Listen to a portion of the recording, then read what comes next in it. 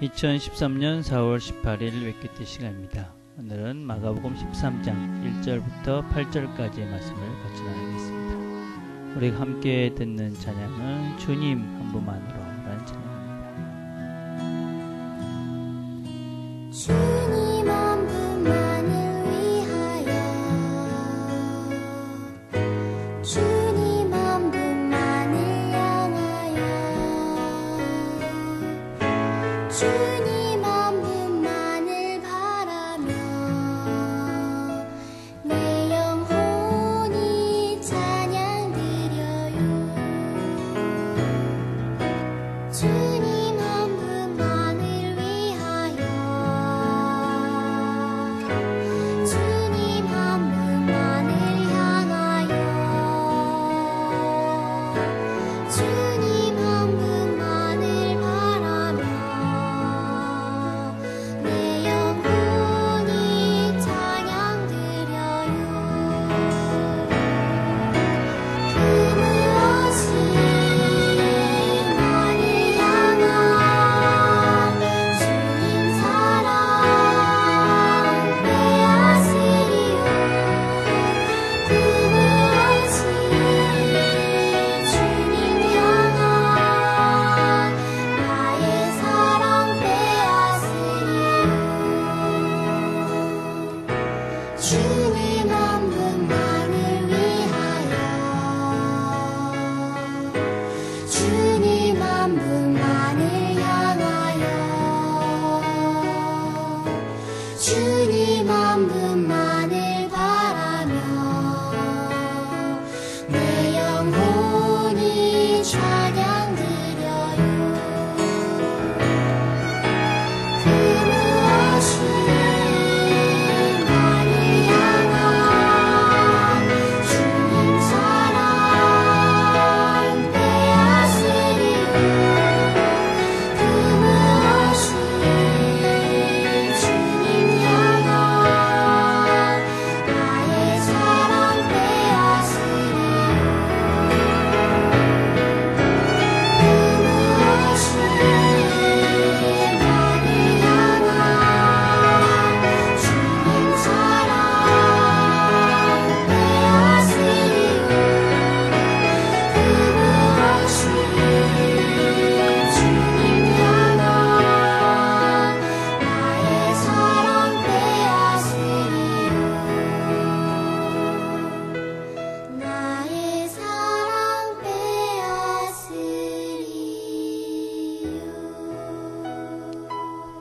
하나님 아버지 감사합니다. 오늘도 하나님과 함께 하루를 시작합니다. 이 하루도 하나님만 바라보고 하나님과 함께 하나님 원하시는 길들을 잘 걸어가는 하루 되도록 도와주옵소서. 예수님의 이름으로 기도드립니다. 아멘.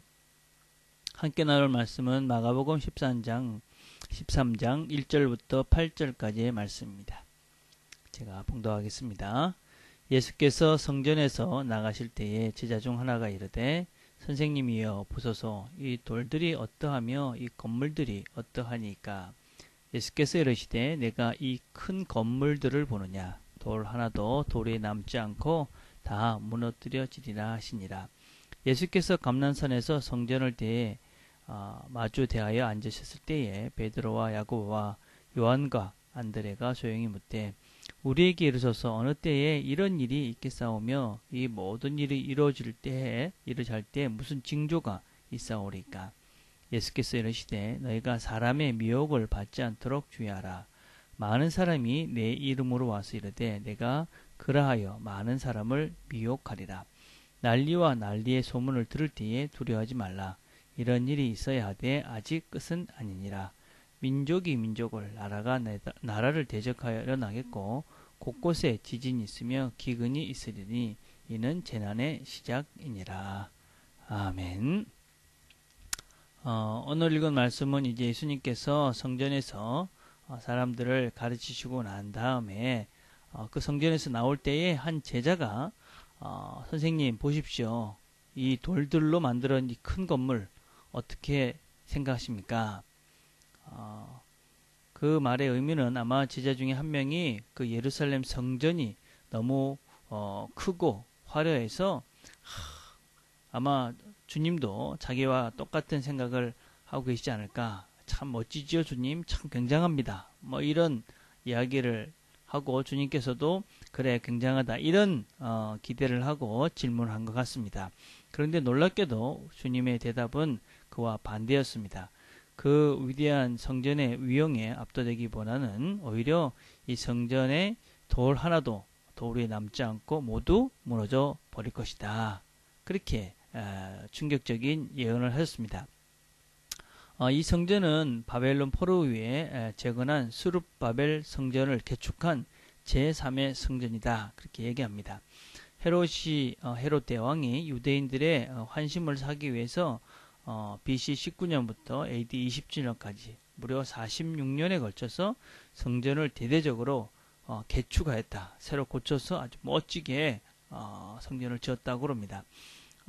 이 유대 역사가인 요세푸스의 기록에 따르면 그 성전의 전면은 그리고 외벽 모두는 금으로 칠해져서 아침에 해가 뜰 때는 그 금빛이 너무나 찬란해서 직접 바라볼 수 없을 정도로 아주 화려했다고 합니다. 이 성전을 지은 그 돌의 크기는 돌 하나가 13m, 넓이가 1.7m, 뭐 이 정도 높이는 1.4m. 그러니까 굉장한 그런 큰 돌로 만들어져서 정말 굉장한, 그리고 그 돌 하나하나의 크기가 굉장해서 제자들이 야 이런 거 굉장하지 않습니까? 그렇게 물었던 것 같습니다. 그 당시 이스라엘 사람들은 이 예루살렘 성전에 대해서 아주 깊은 자부심을 가지고 있었습니다. 이 성전이야말로 정말 하나님을 볼 수 있는, 그리고 이 성전은 아무도 무너뜨릴 수 없는 영원한 것으로 남을 것이다. 그렇게 생각을 했습니다. 그런데 주님께서는 그 성전이 모두 무너져 내릴 것이다. 이런 충격적인 말씀을 하셨고, 실제적으로 AD 70년에 디도 장군이라는 사람이, 로마의 장군이 와서 이 예루살렘 성전을 돌에 돌도 남지 않고 다 파괴해 버립니다.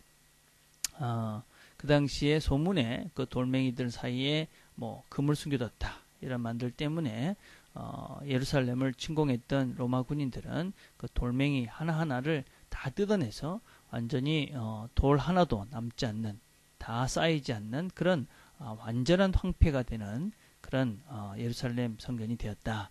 그렇게 이야기를 하고 있습니다. 그 얘기를 들은 제자들이 나중에 두려운 마음으로 예수님께 묻습니다. 도대체 이때가, 이런 때가 언제 일어나겠습니까? 그러니까 주님께서 이 끝의 징조를 세 가지를 이야기합니다. 이런 그 마지막 때의 징조, 이것은 두 가지로 해석을 할 수 있습니다. 가깝게는 예루살렘 성전이 무너진 그때, 그래서 AD 70년, 그때의 이스라엘 사람들 중에는 이 예루살렘 성전에 있는 사람들만 그 당시에 10만이 넘는 사람들이 처참하게 죽임을 당했다고 합니다.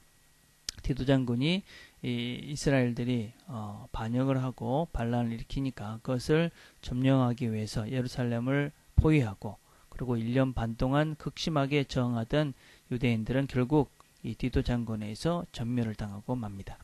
그때를 1차적으로는 이야기하고, 멀게는 이 마지막 때 예수님께서 다시 오시는 재림의 때를 이야기한다 할 수 있습니다. 그러면서 이 마지막 때의 징조를 주님께서는 크게 두 가지로 이야기합니다. 첫째는 무엇보다도 가짜 그리스도, 가짜 하나님이 많이 나올 거다. 그렇게 이야기합니다. 적 그리스도. 그때 사람이 너에게 말하되 보라, 그리스도가 여기 있다, 저기 있다. 그래도 믿지 말라. 이렇게 주님께서 말씀합니다. 이 세상이 혼란스럽고 또 세상이 어지럽지고 또 가치관이 흩어질수록 많은 그리스도, 하나님이라고 부르는 사람들이 많이 나타납니다. 그래서 사람들이 하나님, 바른 하나님을 섬기기보다는 자기 사욕에 맞춰서, 자기 욕심에 갇혀서 그 자기 욕심을 채워줄 것 같은 그런 잘못된 사람들을 쫓아갑니다. 그래서 이 잘못된 이단에 빠져드는 사람들이 참으로 많이 있습니다. 많은 이단들의 특징은 무엇이냐면 거짓과 더불어서 사람들의 욕심을 채워주는, 사람들의 욕심을 이용하는 그런 이단들이 참으로 많이 있습니다. 그리고 사람들은 그 욕심에 미혹되어져서 그래서 그 잘못된 이단들에 빠지고 그리고 나오지 못하는 경우가 참으로 많이 있습니다. 그래서 우리는 정말 바른 신앙, 바른 신학, 또 바른 교회의 전통을 가진 교회를 잘 선택하고 바른 것들을 배워가고 그래서 바르게 분별력을 키워가야지만이 이 잘못된 이단들, 잘못된 그리스도에 빠지지 않고 우리가 바르게 신앙생활을 바르게 하나님을 믿고 바른 삶을 살아갈 수 있습니다. 앞으로 점점 더 많은 것들이 우리로 하여금 잘못된 이 진리가 아닌 거짓에 빠지게 할 것입니다. 우리가 바르게 말씀을 배워야지만이 엉뚱한 것에 빠져서 헤매지 않는다 하는 것을 잘 기억해야만 합니다. 두 번째 나타난 징조는 바로 이 난리와 전쟁 그리고 기근과 지진 이런 재앙적인 자연적인 재앙과 더불어서 다툼 많은 전쟁이 일어날 것이다. 그렇게 주님께서 말씀하셨습니다. 우리는 시간이 지날수록 수많은 재앙들이 점점 더 많아지고 커지고 또 수많은 전쟁의 살상 도구들이 강력해져 가고 있는 것을 우리가 잘 알고 있습니다. 몇 년 전만 해도 흔하지 않았던 강도 7, 8의 지진들이 곳곳에서 일어납니다. 전쟁이 일어나도 이제는 한 번에 수많은 사람을 죽일 수 있는 그런 전쟁의 도구들이 확산되어져서 점점 더 세상은 더 어지럽혀져 가고 있습니다. 이런 징조들이 있을 때 우리가 무엇을 해야 되느냐? 우리가 정신을 차리고 깨어 있어야 한다 하는 것을 우리가 잘 기억해야만 합니다. 자, 그래서 오늘 본문이 우리에게 주는 교훈을 두 가지로 정리해 보면 첫째는 우리 눈에 보이는 모든 것들 시간이 지나면 다 지나간다, 사라진다. 사실 예루살렘 위대한 그 건물들이 그 당시에는 굉장한 것 같이 보였지만 지금은 돌에 돌도 남지 않는 황무지로 변했습니다. 물론 우리가 지금도 남아있는 아주 큰 건물들과 위대한 그런 건축물들이 있습니다. 그러나 그런 것들 역시 그 의미는 이미 다 쇠퇴되었고 단지 관광지로만 남아져 있습니다. 우리는 이런 것들을 보면서 이 거짓 메시지에 속지 않도록 우리 자신들을 돌아봐야 합니다. 그런 외적으로 드러나는 것이 순간적으로 대단해 보이기에 그것을 추구하고 그것을 쫓아가야 할 것 같은 그런 잘못된 생각들을 하게 될 때가 있습니다. 세상은 그런 크고 화려한 것들을 보여주며 이것이 우리에게 행복을 줄 것이라고 거짓 메시지를 늘 던집니다. 우리가 그런 거짓 메시지를 잘 분별할 수 있는 바른 신앙관과 분별력들이 필요하다 하는 것을 기억해야 합니다. 또 우리가 명심해야 될 것은 마지막이 될수록 어려움은 많다. 주님께서 마지막 때가 되면 더 많은 어려움들이 또 어지러움들이 있을 것이다 말씀합니다. 환란이 있을 것이다 말씀합니다. 신앙생활을 한다는 것은 단지 어려움을 피하기 위한 도구가 아닙니다. 우리가 신앙생활을 한다는 것은 바른 것이 무엇이고 또 옳은 길을 따라가기 위해서 하나님을 믿고 성경을 배우고 그렇게 진리의 길을 걸어가는 것입니다. 그래서 어떤 면에서는 영적인 치열한 싸움을 하는 사람들이 바로 신앙인입니다. 그리고 사실은 그 싸움에서 이겨야 진정한 평안과 안식을 누릴 수가 있습니다. 우리가 어떤 수많은 유혹과 싸움들이 있는데 그 가운데 지면, 무너지면 우리는 어떤 면에서는 적당한 타협을 하고 그냥 넘어가는 것 같지만 우리는 영적인 평안과 안식을 누리지 못하고 결국은 정말 힘든 삶을 살게 되어집니다. 오늘도 우리의 삶 가운데 우리를 거짓으로 또 미혹하고 유혹하는 많은 것들이 있습니다. 그것에 현혹되지 않고 하나님 말씀으로 잘 분별하면서 우리의 보이지 않는 하나님을 믿는 믿음으로 이 싸움에서 이겨서 하루를 평안으로 마무리하는 저와 여러분들이 다 되기를 간절히 바라겠습니다. 기도하겠습니다. 하나님 아버지 감사합니다. 오늘도 하나님께서 우리에게 마지막 때 어떻게 살아야 될지를 말씀해 주셔서 감사합니다. 우리가 정신을 차리고 깨어 기도하면서 말씀 가운데 바른 것들을 분별해서 바른 삶들, 순종의 삶, 헌신의 삶들을 살아서 정말 진정한 하나님 원하시는 진정한 풍성한 삶, 진정한 행복한 삶들을, 진정한 기쁨을 누리는 삶들을 살아가는 우리 식구들 다 되도록 하나님 축복해 주옵소서. 예수님의 이름으로 기도드립니다. 아멘. 오늘 우리가 같이 묵상해 볼 것은 나를 쉽게 넘어지게 하는 거짓은 무엇인지 묵상을 해봅시다. 우리가 쉽게 넘어가게 하는, 내가 거짓인 줄 알면서도 쉽게 넘어가는 그런 유혹과 거짓된 가치관들과 말들 무엇이 있는지 잘 생각해 보시고 하나님 넘어가지 않도록 도와주십시오. 그렇게 기도하며 나갔으면 좋겠습니다. 또 오늘은 우리가 목요일은 여러분의 가정을 위해서 기도하는 날입니다.